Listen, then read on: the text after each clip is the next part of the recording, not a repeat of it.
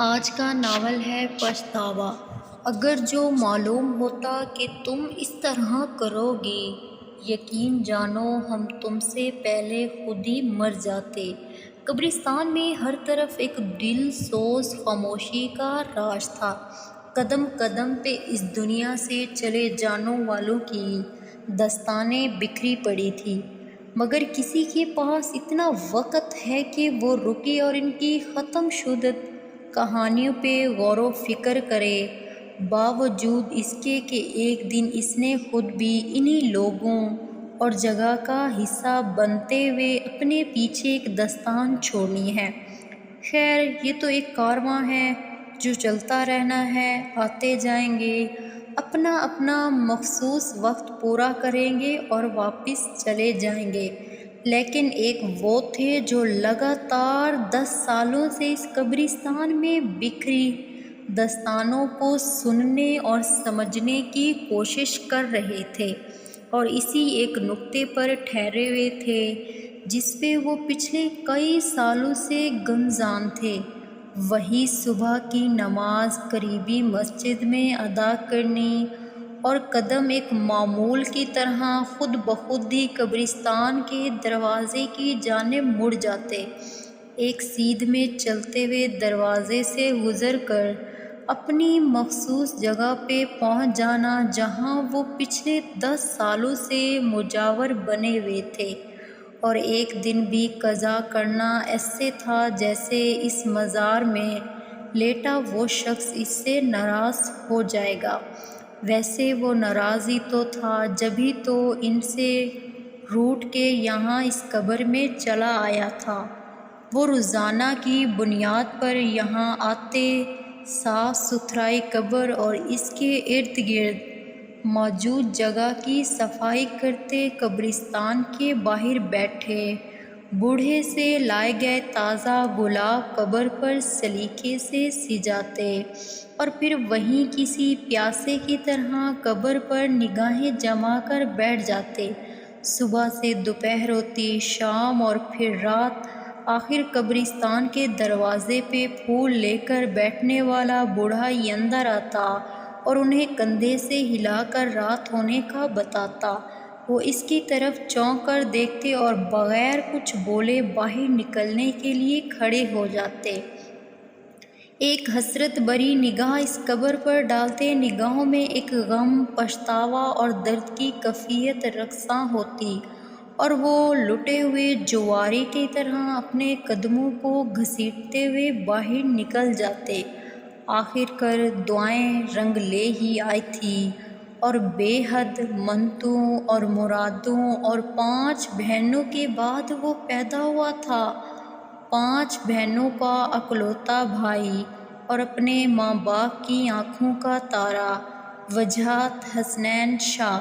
بلا شک وہ اپنے نام کی طرح حسن اور وجاہت کا پیکر تھا۔ 5 کی 5 بہنیں اس کی دیوانی تھیں، جبکہ ماں باپ عاشق۔ ہسپتال سے لے کر گھر، گلی محلے اور آفس تک کوئی انسان ایسا نہیں بچا تھا جس تک اس کی پیدائش کی خوشی کی مٹھائی نہ پہنچی ہو۔